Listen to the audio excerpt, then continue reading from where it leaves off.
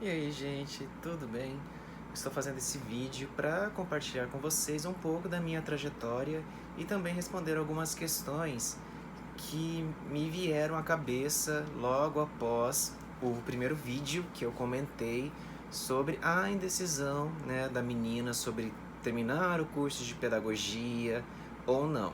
Mas também essas perguntas estão relacionadas a uma palestra, né, uma rodinha de conversa que eu tive com os alunos do Instituto Federal do Triângulo Mineiro, campus Patos de Minas, a convite da minha colega Andréa Cristina de Paula, que eles também estavam nessa indecisão sobre que carreira seguir, quais os dilemas, né, de se morar fora, o que pode fazer, o que não pode e tal. Então eu quis então trazer a minha experiência, compartilhar aqui com vocês. E eu espero que, claro, né, não estou dizendo que a minha experiência, né, é a experiência, muito pelo contrário. Eu sou apenas um dos vários jovens que seguiram carreira, que tiveram uma certa influência e que também tiveram que tomar certas decisões, algumas muito boas e outras nem tanto. Claro que comigo não foi muito diferente. Então eu vou falar um pouquinho da minha trajetória e em seguida eu entro nesse aspecto sobre se morar fora de casa, né, morar em outro estado, em outra cidade, como que funciona. Então fica aí algumas dicas também para vocês que estão nessa dúvida, até porque eu acredito que deve ser o dilema também de muitas famílias, de muitos jovens, de muitos pais, entendeu? E eu quero compartilhar isso porque, além de ser professor, eu também estive nessa pele, então é necessário que a minha voz alcance, né, uma certa projeção para esses jovens, né, para essas famílias também, e que cada um tome uma decisão que achar melhor. Por que eu segui o caminho de letras? A primeira razão se deve à minha paixão, ao meu grande gosto por língua inglesa. Eu tive uma certa influência por conta da minha tia, que também é minha madrinha, que num certo momento hospedou, né, uma moça da Escócia que ficou aqui no Brasil durante 2 anos. E eu tinha acho que uns 9 anos por aí, eu estava começando o meu curso de inglês. E com a chegada da Lisa, eu tive essa oportunidade de se conhecer um pouco mais, né? Essa vivência com quem é falante nativo. E foi uma experiência muito prazerosa. Até os dias de hoje, eu mantenho contato com a Lisa. Ela fala que eu sou o irmão brasileiro caçula dela, então eu tenho um grande afeto por ela. E eu digo que ela foi o meu ponto de partida para eu seguir o caminho de letras, mais precisamente na língua inglesa. E como vem esse pano de fundo? A minha família, né, é uma família de professores, advogados, pecuaristas, então é uma família muito, né, diversificada. Mas pegando o meu núcleo, né, a minha avó materna, ela foi uma das pioneiras daqui da cidade. Para quem não sabe, eu sou de Dourados, Mato Grosso do Sul, região centro-oeste. E a minha avó foi uma das primeiras professoras aqui em Dourados. Ela ensinava música, ensinava matemática, ensinava português, ensinava praticamente tudo. E uma das grandes paixões da minha avó era tocar violão. Em seguida, a minha avó paterna, ela era analfabeta, mas ela sempre incentivou muito os meus tios, o meu pai também, a buscar um bom estudo e tudo mais, porque precisava se seguir na vida por meio de estudo, e ela não estava errada. Voltando agora para o meu núcleo, né? A minha mãe, filha dessa minha avó, que foi professora, também foi professora aqui na cidade de Dourados, na rede estadual de ensino. Ela foi professora de língua portuguesa. O meu pai, que é esse cara que vocês estão vendo aqui na foto, aqui ele estava mais novinho, né, quando ele se formou em Direito. Meu pai também foi professor universitário por um bom tempo no curso de Direito, mas ele também deu algumas disciplinas na letras, na agronomia, principalmente nos aspectos legais, né? Mas também ensinava língua portuguesa, um pouco de redação também, e era advogado. Então, meus pais exigiam, né, incentivavam a gente muito à leitura. E por conta disso, acabei enveredando por esse caminho das letras, da pesquisa em letras, em literatura inglesa. E, como complemento, vem a Lisa durante a minha infância, né? Eu tinha 9 anos por aí quando ela veio pra cá. Eu estava começando meu curso de inglês. E nessa convivência com a Lisa, nestes 2 anos que ela ficou aqui, eu fui aprendendo a falar, aprender a escrever, aprender a ouvir, aprender a me comunicar, né? Fui aprendendo aos poucos as quatro habilidades com ela: leitura, compreensão, escrita e comunicação. E foi um grande presente que eu tive, então eu falo que eu devo muito à Lisa por ter me incentivado aí para os caminhos de letras, mas depois eu já falo isso para ela direto, ela fala que não, que eu já tinha, né, uma certa afinidade. Falei, mas essa afinidade veio por conta dela. Mas assim, a gente vai fazendo o nosso caminho. E por que que eu segui o caminho de letras? Foi por influência da minha mãe, que era formada em letras? Não. Eu segui o caminho de letras por conta que eu queria ser professor de língua inglesa. Mas, na verdade, meu grande sonho era ser tradutor. Porque com essa convivência com a Lisa, eu fui aprendendo a traduzir também. E eu comecei a ter gosto, eu queria saber o porquê que as palavras tinham que ter aquele significado, por que não podia ter outro.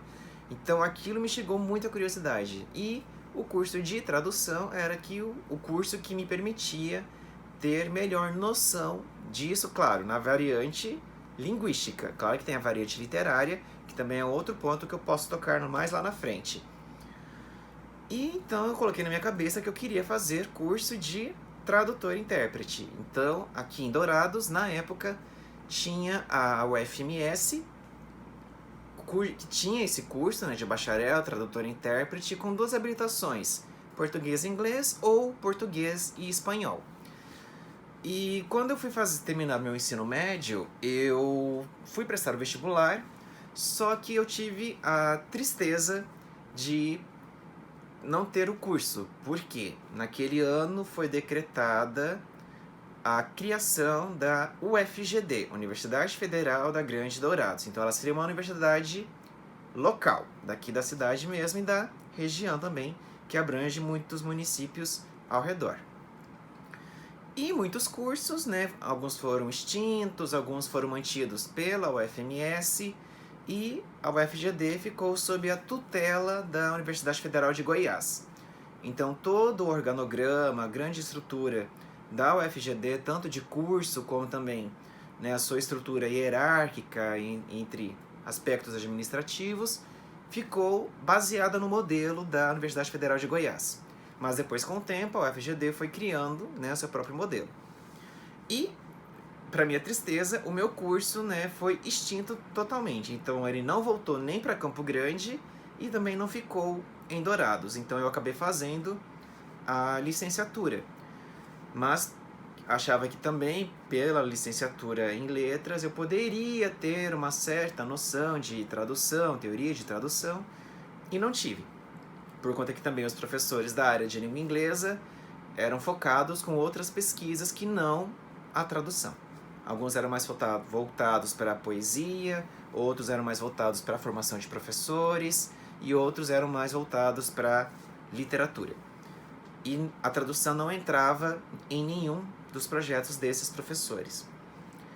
Então eu tive uma certa frustração, né, por conta de não ter feito o bacharelado de tradutor e intérprete, mas sempre fiquei naquela coisa, eu vou fazer uma especialização, porque eu já estava na graduação. Então eu fiquei em casa, né, morando aqui em Dourados. Meus pais não iam me mandar nem para Porto Alegre e nem para São José do Rio Preto, porque também eram as outras universidades que ofereciam o curso de tradutor. Porto Alegre tem a URGS, né, Universidade Federal do Rio Grande do Sul, e São José do Rio Preto tem a Unesp. E então meus pais não iam me mandar para fora e fazer esse curso, então eu acabei fazendo licenciatura. Mas, enfim, tive alguns percalços durante o decorrer do curso, porque a universidade era nova, veio um hall de professores substitutos. Então, quando eu estava no meu terceiro ano, o curso estabilizou. Porém, as bases que eu precisava do primeiro e do segundo ano, né, eu perdi por conta disso. Mas eu não culpo a universidade, porque também era toda uma questão de adaptação e que também nós precisamos, a gente precisou se adaptar, né? Porque era tudo novo. Aí fiz a licenciatura com um TCC na área de semiótica, estudei o videoclipe Thriller do Michael Jackson e beleza. Aí eu fui fazendo alguns trabalhos na vertente da teoria semiótica francesa, né, que é proposta pelo Greimas, ou Greimas, dependendo da pronúncia. E eu deixei um pouco a tradução de lado. Aí um tempo, uns 2 anos depois, eu fiquei sabendo que teve uma oferta de especialização de tradução de inglês em Curitiba pela Universidade Gama Filho, que é a atual Universidade Estácio de Sá. Em 2010, voltando só um pouquinho, depois que eu concluí a graduação em 2009, então já estou meio que, né, deduzindo a minha idade, em 2010 eu fui para a UFSC, Universidade Federal de Santa Catarina, em Florianópolis, fazer uma disciplina do mestrado como aluno especial. Aluno especial ou aluno matriculado em disciplina isolada é aquele aluno que não tem vínculo como aluno regular, como é o aluno da graduação, do mestrado ou do doutorado, mas que poderia, né, usufruir de todo o espaço da universidade. Então, eu poderia almoçar no RU, que é o restaurante universitário, eu podia consultar livros na biblioteca, pegar livros na biblioteca, por um certo período de tempo por conta do meu vínculo como aluno especial. Então, essa foi a minha primeira saída de casa. Como que foi? Então, meus pais concordaram que eu poderia realmente estudar fora, fazer um mestrado, e foi justamente na UFSC, que é a pioneira no campo de tradução, e então eu tive essa possibilidade de fazer a disciplina como aluno especial, e aproveitei depois em 2011, quando eu entrei como aluno regular. Que aí eu fui bolsista do CNPq, fiquei como bolsista até 2012 e defendi a dissertação em 2013. Então, como que foi esse trajeto de mudar de uma cidade para outra, ou no meu caso, de um estado para outro, né? Tava no Centro-Oeste e fui para o Sul. Eu tinha um colega que estudava em Florianópolis, a gente estudou junto no período da escola, e ele foi embora para Santa Catarina. Então ele foi um certo contato que eu tinha lá. Então ele me ajudou muito, né, nesse período que eu fiquei como aluno especial. E aí depois, quando eu entrei como aluno regular, eu fui pesquisando apartamento, kitnet, república, tudo perto da Universidade Federal, para que eu justamente não precisasse me deslocar tanto. E justamente a região da universidade era muito cara. Mas como a região ali é praticamente cheia de universitários, então era muito fácil encontrar alguma coisa ali por perto, apesar do preço salgado. Mas eu tive sorte de encontrar lugares com preço muito bom. A minha família, então, na época, tinha uma condição social, uma condição financeira muito boa para conseguir me manter estudando em Florianópolis. Então eu fui embora em 2010 para Florianópolis, fui fazer a disciplina, e nesse meio tempo, enquanto a minha família me ajudava com o aluguel, eu comecei a trabalhar numa escola de idiomas. Fiquei, acho que uns 8 meses nessa escola, depois eu saí, porque eu passei no mestrado e também consegui a bolsa, então era dedicação exclusiva. Toda bolsa de pesquisa exige dedicação exclusiva, então você não pode trabalhar. Agora a legislação mudou um pouquinho, mas na época em que eu estudava, Você teve bolsa de pesquisa, não pode trabalhar, mesmo que fosse na sua área. Então, tinha que ficar focado na escrita da dissertação e cumprir todos os requisitos. Aí, cumpri os requisitos, né? Fui qualificado, fui para a defesa, obtive o título, tudo ok. Aí voltei para Dourados em 2013, ou melhor dizendo, acho que em 2012, mais ou menos, eu voltei para cá, mais ou menos pertinho para defender. E aí eu fiquei trabalhando, né, em algumas escolas aqui de Dourados como professor de inglês. E depois eu tive a oportunidade de trabalhar como profissional registrado, né, no Centro de Línguas, que é um projeto de extensão da Universidade Federal da Grande Dourados.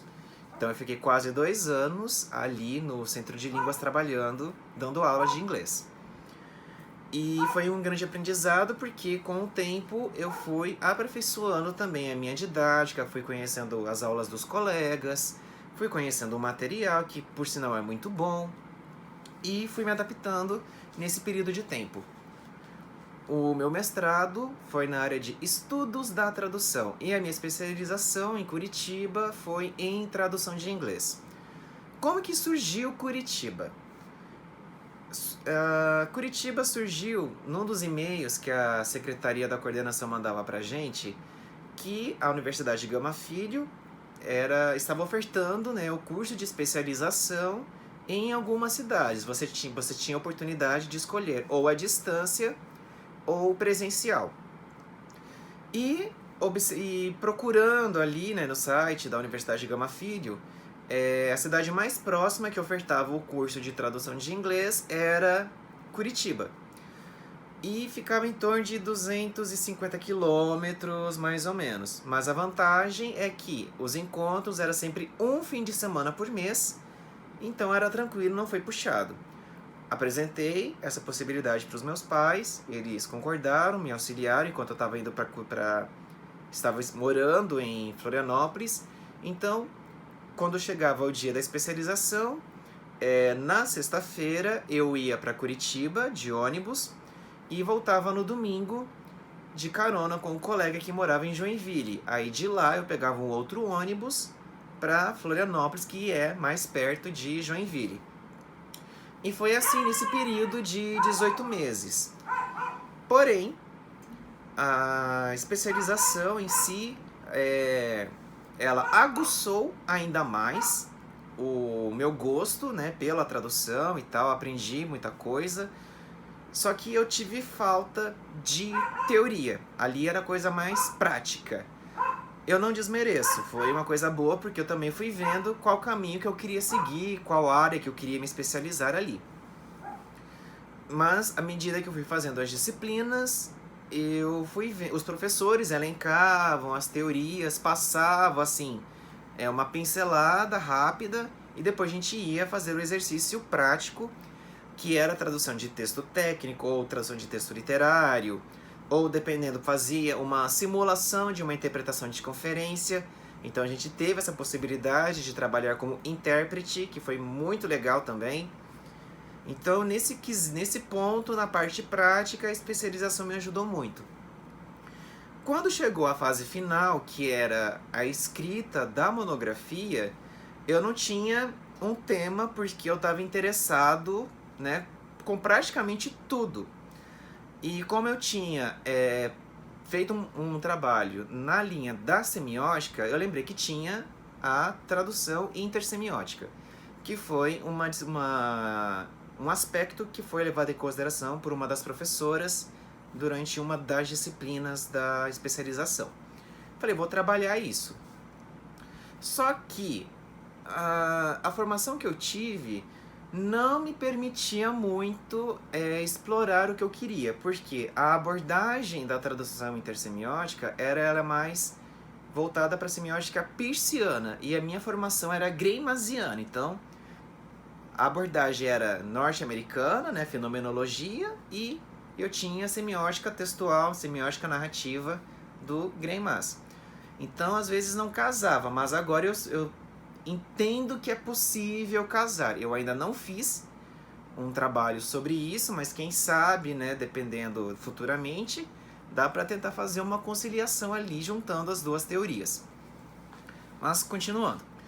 Então, eu fiquei durante 18 meses indo e vindo, né, de Florianópolis a Curitiba, fazendo essa especialização.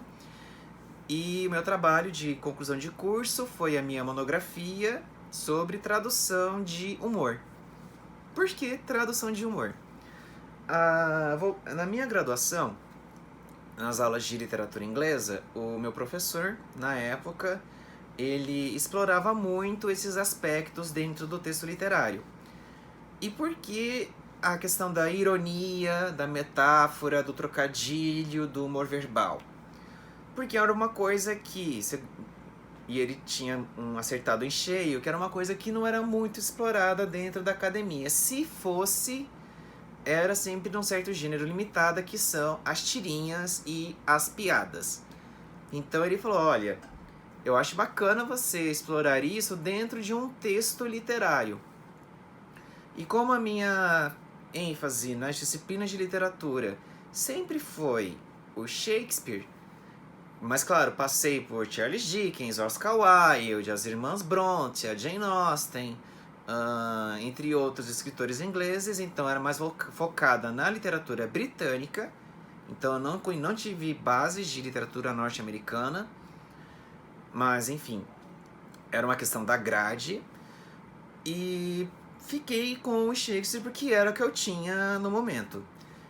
E claro, Shakespeare é um cara genial, um cara muito criativo, né, nas suas peças. E eu falei, tá, mas o que eu posso explorar então nas suas peças para não ficar uma coisa muito repetitiva? Surgiu então essa ideia da minha orientadora, na época da especialização, a professora Merichel, ou Merichey, não sei como é que se pronuncia seu nome, mas depois me corrija, por favor. Ela falou assim, olha, você quer trabalhar o Shakespeare, então explora o humor. E eu falei, tá, mas o humor... Beleza, eu pensei, tá, a questão, por exemplo, de ironia, né? Foi a primeira ideia que me veio na cabeça. E aí ela me passou, né, alguns indicativos de leitura. O primeiro livro que eu conheci sobre tradução de humor, posso até indicar aqui, já fazendo propaganda, é da Marta Rosas. Se chama Tradução de Humor, Transcriando Piadas. Esse é um livro dela, de 2002, que é uma versão da sua dissertação de mestrado, e que então me permitiu, né, ter uma base para o caminho da tradução de humor. No livro dela, a Marta explora as piadas, né, no par linguístico português e inglês, e eu fui um pouquinho diferente, eu já fui pro texto literário, ou melhor, o texto dramático, que é o texto escrito. Tá, aí ok, meu ponto principal foi tradução de humor dentro do Shakespeare. Que peça que eu ia analisar? Tinha as comédias, que eu pensei, a mais conhecida que todo mundo gosta de falar, Sonho de uma Noite de Verão. Aí ela falou, não. Aí eu pensei, A Megera Domada, que também é uma comédia muito gostosa de se ler, inclusive é uma das peças que eu mais gosto. Ela falou, não. Aí eu falei, bom, então eu tô sem direção, eu vou pra onde? Ela falou, você vai pro Hamlet. Hamlet. Tragédia, vingança. E onde que eu ia achar o humor dentro do texto do Hamlet? E aí ela me indicou, veja a cena dos coveiros, que é o ato 5, cena 1. Beleza, fui ler a cena dos coveiros e claro, numa primeira leitura eu não achei o humor ali. Então fui consultando sites especializados sobre Shakespeare ou qualquer coisa relacionada a ele. Pesquisei também trabalhos sobre a questão do humor dentro da figura do coveiro e quase não achei muita coisa. E eu falei, então tô perdido, né? Tô lascado. Mas ela falou, não, tem algumas edições que são anotadas e comentadas que vão falar um pouco ali, né, dessa cena em especial. Procura na internet o que você acha. Procurei as edições anotadas e comentadas, mas era um preço muito além do que eu podia pagar, mas algumas eu consegui online. E me ajudaram bastante a compreender melhor, então, o humor desse personagem, que é o coveiro. E aí, como era a tradução, e ela propôs, e eu pensei, bom, se é tradução de um par linguístico para outro, eu tenho que pensar, então, como que um certo tradutor lidou com o humor desse personagem no texto em inglês. E todos os trabalhos na tradução, de uma forma geral, sempre elencam 2 traduções, ou 3 ou 4, dependendo, né, da obra que você vai analisar. E como eu tinha praticamente poucos meses para analisar, ela falou assim, pega 2. Aí eu peguei então a tradução do Carlos Alberto Nunes e a do Milor Fernandes. Milor Fernandes, né, dispensa comentários. É um cara que tem uma linguagem muito gostosa de se ler, tem um humor ali muito refinado. Carlos Alberto Nunes foi uma tradução que me dava dor de ouvido. Por quê? A tradução dele, embora ela tenha sido escrita lá na década de 50, então naquela época se escrevia de uma forma muito rebuscada, muito arcaica, muito vernácula, e que pra mim, pelo menos lendo a cena do coveiro, não fruía, né? Eu lia, mas assim, eu ficava com dor de cabeça. Literalmente eu tinha dor de cabeça lendo a tradução do Carlos Alberto Nunes. Então eu não recomendo a tradução dele, porque embora seja a tradução mais conhecida por ser edição de bolso, então que teve muitas reedições, tanto é que a tradução dele e a do Milor Fernandes são reeditadas o tempo todo, né, por várias companhias, né? Do Milor Fernandes foi pela LPM, a do Carlos Alberto Nunes foi pela Ediouro. Então, e agora também tem a tradução da Bárbara Eliodora, que é uma grande especialista, mas que na época eu não tive acesso, né, à tradução dela do Hamlet. Mas, enfim, pouco tempo depois eu consegui a tradução dela, mas não quis explorar. Porque também eu ficava com aquela coisa na minha cabeça. Bárbara Eliodora, especialista em Shakespeare, você vai criticar a tradução dela? Tipo, ousado, né? E eu fiquei assim, tá, não vou mexer com a Bárbara, né? Deixa ela lá quietinha. Mas, quem sabe, num outro momento, eu faço uma leitura crítica da tradução dela, da Cena dos Coveiros, ou de qualquer outra peça. Mas, enfim, fiquei com o Milor Fernandes e o Carlos Alberto Nunes. Comparei as 2 traduções. Defendi, claro, que a tradução do Milor Fernandes é muito mais cômica, realmente ela surte o efeito desejado que tem dentro do texto inglês. E expliquei por certos aspectos ali. Eu expandi isso daí, nessas questões da tradução do humor dos coveiros, no mestrado. Novamente, fiquei com essas 2 traduções também, que eu já tinha, né, uma certa familiaridade, e eu explorei agora juntando 2 teorias muito contrastantes, mas que deu um casamento bacana, que foi a estilística comparada do Jean-Paul Vinet e Jean d'Arbonnet com a teoria geral do humor verbal do Salvatore Attardo, uma teoria da pragmática. Então você imagina o trabalho que foi conciliar estilística com pragmática. A gente vê, né, dentro da academia que muitas correntes não se conversam. E também não tem como você juntar as 2 coisas, porque realmente o negócio não bate. E pra mim foi ousado porque, né, eu sempre tive uma certa orientação, tipo assim, olha, essa teoria tem que ser assim, essa teoria é assada, essa aqui não casa com essa. Então eu já tive uma certa orientação muito segregativa. E lendo a Teoria Geral do Humor Verbal do Salvatore Attardo, que me foi proposta na qualificação, eu pensei, olha, acho que dá pra propor um instrumental legal aqui casando com a estilística comparada. Eu tive uma percepção que eu acho que deu liga. E foi. Defendi a dissertação, a banca me elogiou, também fez algumas críticas, mas essas críticas foram mais coisas relacionadas ao texto.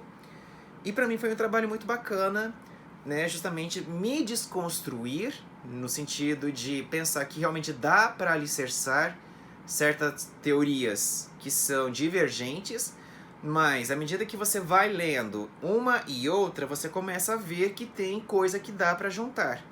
E foi o caso da estilística com a pragmática. E até hoje eu acho surpreendente o jeito que eu fiz isso, mas se alguém quiser fazer diferente, faça, por favor.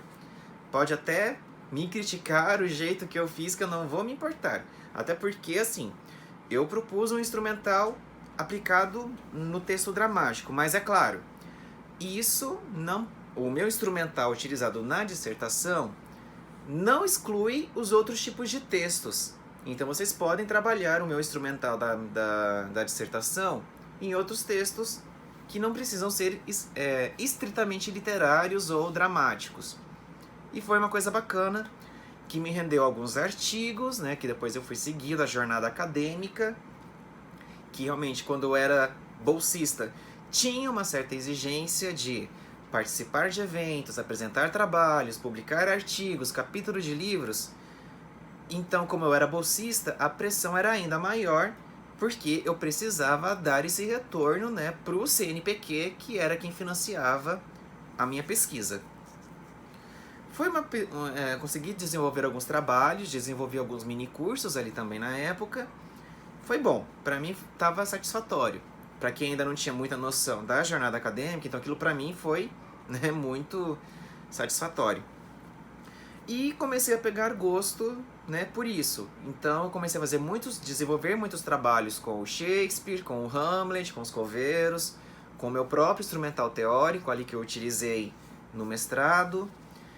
E voltei a trabalhar na minha cidade como professor de língua inglesa. Mas nesse meio tempo, né, publicava uma coisinha aqui, uma coisinha ali, um congresso aqui, um congresso ali, né, apresentando o trabalho. Até porque depois, se eu quisesse engatar no doutorado, eu já tinha, né, um certo amadurecimento de dizer assim, olha, então realmente o currículo, quanto mais coisas você tiver, uma produção relevante, melhor, porque o currículo, ele é utilizado para critério de desempate. Para quem não sabe, existe um currículo que vocês criam gratuitamente, vocês podem atualizar com o tempo, que é o currículo Lattes, que é uma homenagem a um astrofísico chamado César Lattes. Lattes, ou melhor dizendo, o currículo Lattes, ele é um currículo acadêmico, mas nada impede de vocês que estão agora no ensino médio, né, querer desenvolver esse currículo. Até porque depois, quando vocês... Enfim, eu vou falar dele lá na frente, mas eu já dei uma pincelada do Lattes, mas eu vou entrar num aspecto mais pra frente sobre isso. Então, eu fiquei trabalhando um tempo aqui em Dourados e depois eu fui pro doutorado em Uberlândia, na Universidade Federal de Uberlândia, né? Porque a UFO, ela tem vários campi, então eu fiquei no campus sede. Mesma coisa, saí de um estado, fui para outro, né? Tava em Santa Catarina, fui para Minas. Então, né, saí do sul, fui pro sudeste. Então, assim, eu falo que minha aventura foi meio que de um cigano, né? Mas é uma experiência bacana. Mesma coisa, procura apartamento, procura kitnet, procura república. Achei um apartamento de frente para a universidade. Então era só atravessar a avenida João Naves de Ávila, que eu tava lá dentro da UFO. E foi assim, morando nesse apartamento por 4 anos, que era o período de doutorado. Consegui uma bolsa de pesquisa, fui financiado pela CAPES, desenvolvi minha tese sobre humor, porque também era o tema com o qual eu estava mais familiarizado e que também era o que eu podia proporcionar na época, com uma outra peça, Romeu e Julieta. Saí do Hamlet e fui para Romeu e Julieta, que é uma peça mais trágica ainda. Porém, de acordo com a linha de pesquisa que eu estava vinculado, eu tinha que escolher um outro objeto de pesquisa para comparar, porque o nome do programa era Estudos Literários, então o ponto de partida era literatura comparada. Não foi muito diferente do que eu fiz no mestrado, só que, claro, ali eu cotejei 2 traduções em relação ao texto original, peguei análise textual. No doutorado, eu peguei a peça Romeu e Julieta e um espetáculo infantil. Analisei esse espetáculo infantil, então fui amparado pela teoria da paródia, que também me deu subsídios, né, para poder explorar melhor essa questão do humor. O riso, pela teoria do Henry Bergson, que também me esclareceu bastante coisa, que realmente faz muito sentido. E fui juntando outros teóricos que eu tinha utilizado no mestrado e fui casando no doutorado. Criei um outro instrumental teórico. Eu ainda não apliquei ele em outros trabalhos, que foi a junção do Stanisław Baranczak, que é um tradutor polonês do Shakespeare, e Ivo Bender. Ivo Bender faleceu alguns anos atrás, foi um grande dramaturgo do Rio Grande do Sul. E ele tem um livro que foi a sua dissertação de mestrado, se eu não estou enganado, ou a tese, não vou lembrar aqui agora, que se chama Comédia e Riso, por uma poética do cômico. Esse trabalho dele, ele explora a literatura clássica, né, da literatura grego-romana, e ele vai explorar justamente algumas versões dos Anfitriões, que é uma comédia do Aristófanes. E lendo o livro do Ivo Bender, eu fui lembrando do Baranczak, que eu também estudei um pouco no mestrado.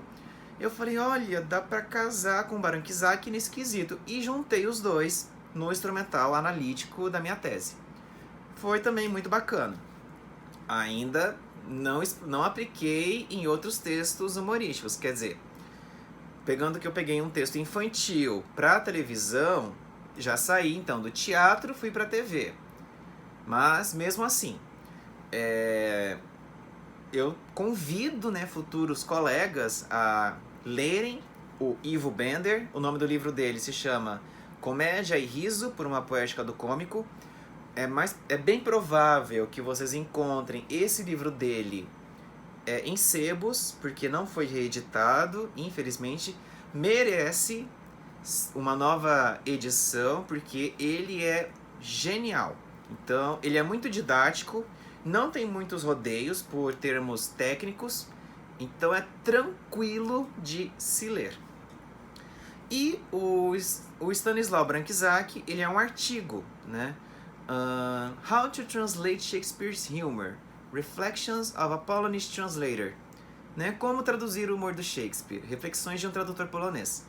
O Baranczak, ele traduziu, né, ele traduziu das duas maneiras o texto do Shakespeare. Algumas traduções dele foram publicadas, ou seja, tradução literária, ou seja, texto escrito, e outras foram traduções teatrais, ou seja, foram justamente encenadas.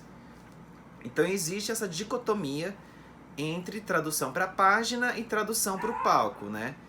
Que é um caminho muito interessante para quem quiser trabalhar texto teatral.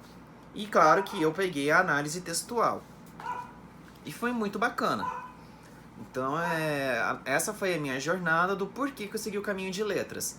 Então, a questão da língua inglesa, né? Fiquei com o Shakespeare, continuo com ele nas minhas pesquisas, não reclamo. Agora, de uns tempos para cá, eu descobri alguns dramaturgos brasileiros que realmente estão me instigando uma certa curiosidade de ler e de fazer trabalhos em cima sobre esses dramaturgos, que assim, embora eles sejam consagrados na crítica especializada, todo mundo vai falar, mas já tem trabalho sobre esse cara, o que você vai contribuir de novo?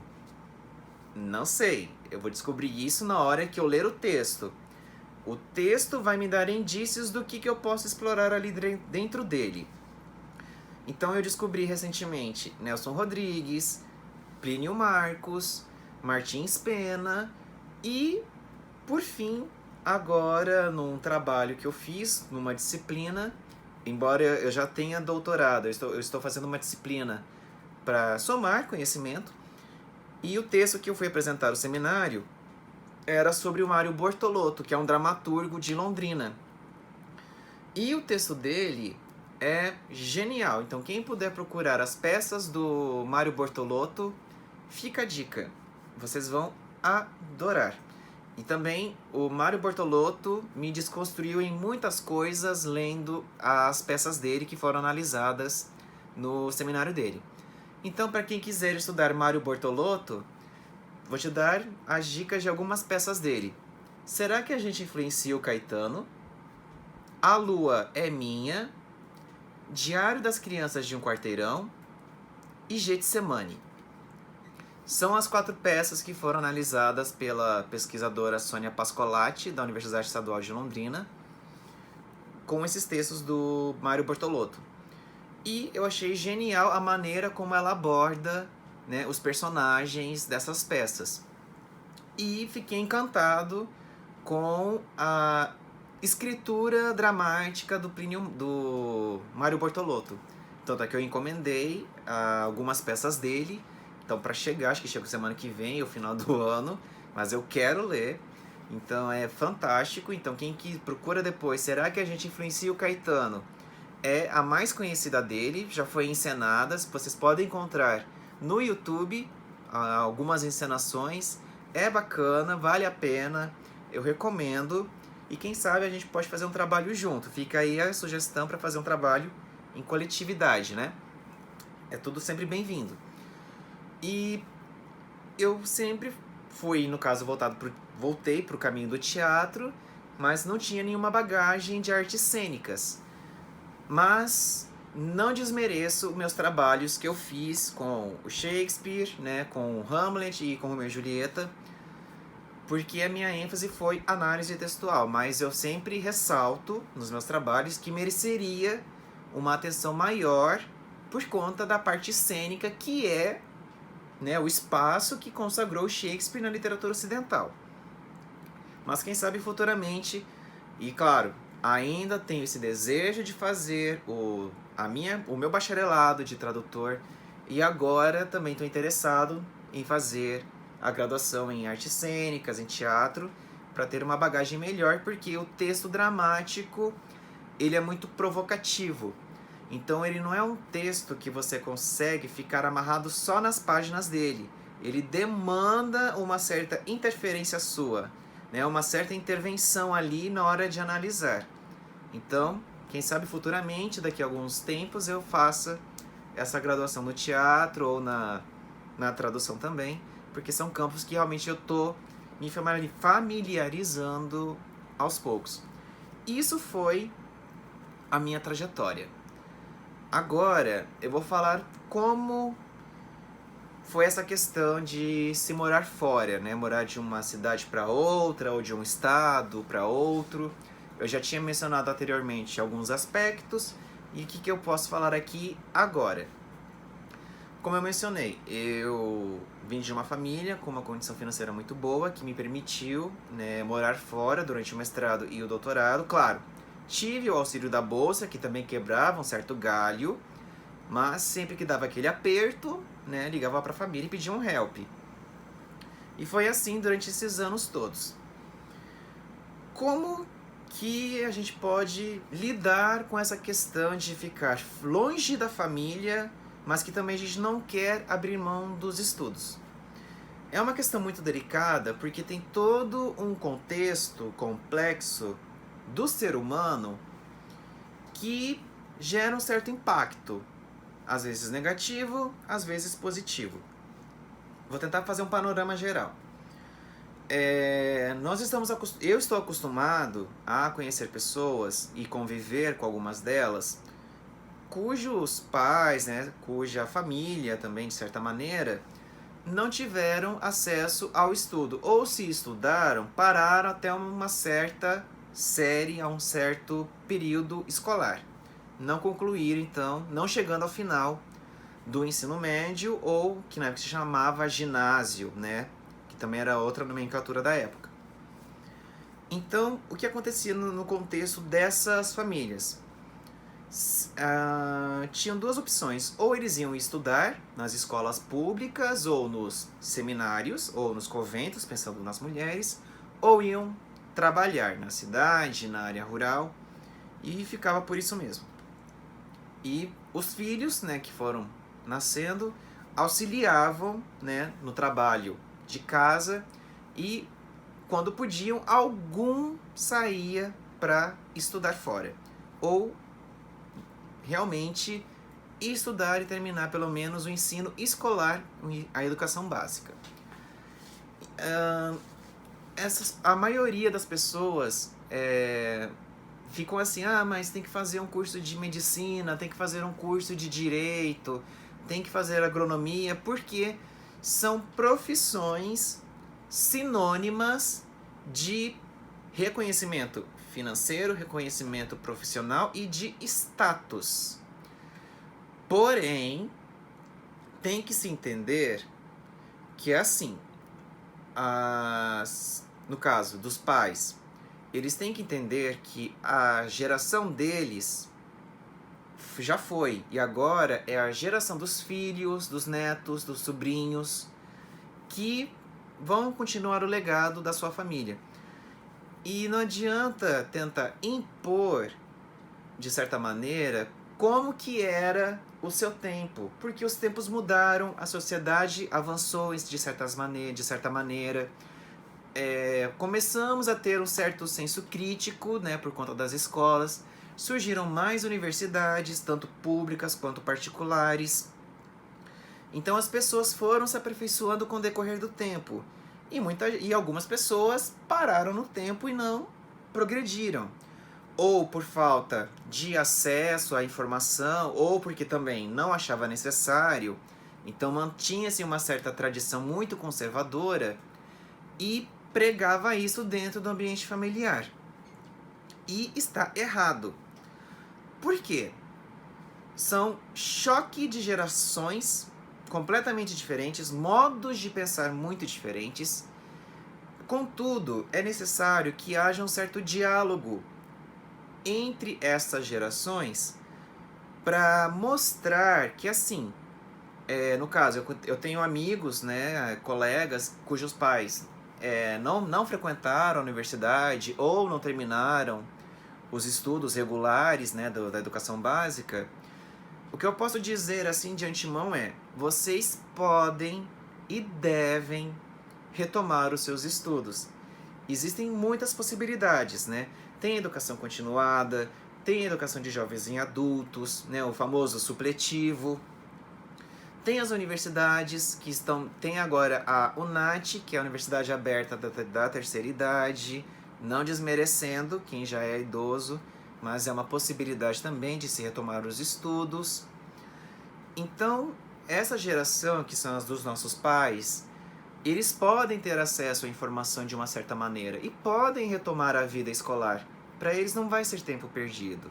Muito pelo contrário, vai ser tempo ganho, porque as didáticas, né, as metodologias de ensino mudaram muito e, claro, cada um vai se identificar com uma certa particularidade, né, com uma certa disciplina, com uma certa profissão, né, com um certo campo de atuação. E isso é bom, é ótimo. E agora que estamos na geração dos filhos, dos sobrinhos, dos netos, nós jovens temos essa ansiedade, essa coisa imediata de entrar no mercado de trabalho, entrar numa faculdade e já ser reconhecido profissionalmente, né, financeiramente, socialmente e tal. Mas tem que se ter em mente uma coisa: a faculdade que os jovens querem fazer tem que ser a faculdade da escolha deles, não aquela faculdade de imposição da família. Medicina, direito, agronomia. Tem que ser uma faculdade que realmente saia da pessoa, ou seja, o ponto de partida desse interesse tem que vir do próprio jovem, não pela imposição. A gente conhece casos de pessoas que seguiram, né, a faculdade por imposição da família, são reconhecidas profissionalmente e tal, mas elas não estão satisfeitas pessoalmente. Não era o curso que elas queriam. Existe um reconhecimento financeiro, social e também comunitário, pensando no seu ambiente familiar, Mas e o pessoal fica como? Esse profissional que é grandioso, que é formidável, que é perfeito naquilo que faz, tem uma grande técnica. E ele? Será que o ponto de vista dele não conta? A perspicácia dele não deveria ser levada em conta? Seus desejos, seus interesses, a profissão que ele queria? Como que faz? Infelizmente, a gente está vendo agora também uma grande leva desses profissionais sofrerem de ansiedade, de depressão, problemas emocionais, né, conflitos bastante delicados com o ambiente familiar por conta disso. O que eu tento fazer para algumas pessoas, quando eu converso com algumas delas, é tentar mostrar o seguinte: já foi o seu tempo, no sentido que assim, você pode fazer o que chegou até o seu limite. Claro, você pode extrapolar, mas você não pode impor o seu limite no outro. Porque são pessoas diferentes, são pensamentos diferentes. E claro, você também tem que pensar que uma faculdade, um curso superior, embora você tenha lá seu diploma bonitinho, você não pode pensar primeiramente no aspecto financeiro. Tem que se pensar primeiro no curso que você está fazendo. Tipo, eu quero fazer engenharia, beleza, mas qual engenharia? Tem várias subdivisões da engenharia. Mercado de trabalho é bom? É. Tem um certo reconhecimento financeiro? Tem. Mas eu quero fazer engenharia pelo financeiro, pelo status ou porque eu quero? Lembrando que esse querer tem que ser uma coisa individual, que não possa ter influências de coisas externas. Então é o seu interno. Então se eu quero fazer engenharia, eu vou fazer a faculdade com unhas e dentes, vou me dedicar a fazer curso integral, aquela coisa. E como que começa então esse dilema de morar fora? Há possibilidades. Agora com esse desgoverno está um pouquinho mais difícil. Mas o que eu tento dizer às pessoas? Se os tempos dourados voltarem, que a gente espera que volte daqui para frente, os sonhos reacendam, existe a possibilidade de, quando você está na graduação, você conseguir bolsas de pesquisa. E existe a bolsa permanência, que você tem que cumprir certos requisitos, apresentar um perfil socioeconômico que atenda ao edital. Existe um documento que regulamenta essa bolsa permanência. Então você tem um documento vendo as suas inscrições com seus regulamentos certinho. E se você apresenta todos os requisitos, você tem a bolsa permanência. E também, claro, vocês podem conseguir outras bolsas, tipo bolsa de tutoria, bolsas de monitoria, bolsas de iniciação científica, bolsas de iniciação à docência, além de outras gratificações que vocês vão ter dentro do campo da universidade. Então, por exemplo, você conseguiu uma bolsa de pesquisa, você tem acesso, ou mesmo não tendo bolsa, você pode almoçar e jantar no restaurante universitário, que a gente chama de RU. Então, vocês pagam uma taxa muito simbólica, que às vezes pode variar de 2 a 3 a 5 reais, e comer tranquilo. Então já pesa menos no seu orçamento no quesito de subsistência. Mas claro que a gente às vezes quer comer um lanchinho, quer ir para um barzinho, mas mesmo assim cuide o orçamento. Para quem quer morar fora, o que eu recomendo? Procure bairros próximos às universidades onde vocês querem estudar. Veja se tem kitnet, apartamento, república. Veja a condição financeira, se cabe no orçamento da família. E claro, quando vocês ingressarem na faculdade, corram atrás dessas bolsas de pesquisa, bolsa permanência, bolsa de PIBIC, bolsa de PIBID, PET, que também é um outro programa que também dá bolsas. Monitoria. Geralmente, as bolsas de monitoria são ofertadas ou no segundo semestre ou a partir do segundo ano do seu curso. Depende muito da universidade. Então, são auxílios que ajudam muito. Ah, mas Thiago, dependendo, eu quero trabalhar fora, como é que faz? Dá para fazer um bico? Dá. Desde que, presta atenção, não te sobrecarregue, porque você tem, né, uma carga horária da faculdade para cumprir, né? Você tem as disciplinas e também você precisa ter um horário seu de estudo. Portanto, é necessário que você tenha foco, disciplina, concentração e, claro, força de vontade. Até porque depende única e exclusivamente de você. Claro, a sua família pode te ajudar, por exemplo, ir pro pagando o aluguel, com certeza. Outra coisa, veja os aluguéis. Veja se está incluso água e energia, ou só água, ou só energia. Depende muito. Então já é um peso que também, né, é bem reforçado na hora de vocês procurarem os lugares para morar. Veja a questão do deslocamento. Tá próximo, tá longe da universidade? Se for longe, tem linha de ônibus? Que linha de ônibus que eu posso pegar? Né? Procure o terminal de transbordo. Né? Veja as linhas. Ou, dependendo da faculdade, eles podem dar um direcionamento também. Existe essa possibilidade também. Esse serviço, né, de informação.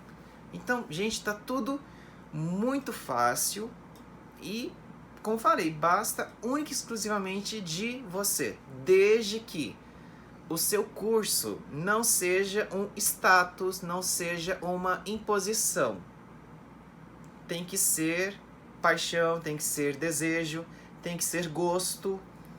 E claro, com o passar do tempo, quando você for fazendo o seu curso, você vai se aperfeiçoando. Vão ter os congressos que vocês podem participar, vão ter cursos, né, de capacitação que às vezes são ofertados dentro da universidade. E aí, depois que você termina a graduação, vocês podem fazer 1, 2, 3, 4, 5 especializações na área de vocês. Não precisa ser uma só. Então, assim, o campo de pesquisa ele é muito amplo, muito diversificado. Mesma coisa, você fez um mestrado, quer engatar em outro mestrado, talvez para amadurecer um pouco mais? Pode. Doutorado, eu sugiro que sempre faça um só, porque são 4 anos. Mas, enfim, depende muito, né, da aptidão, né, da dedicação da pessoa, né, e tudo mais. Tem todo um conjunto, né, que vai ter um certo impacto. Mas é isso que eu tenho a dizer para vocês. Então, gente, quem quer seguir carreira acadêmica, faz esse balanço, né? É aquele famoso discurso, aquele famoso dito popular, né? São 2 pesos, 2 medidas. Mas o que interessa realmente é o resultado final. O seu diploma. O diploma que você, jovem, almeja. Não o diploma que a sua família quer.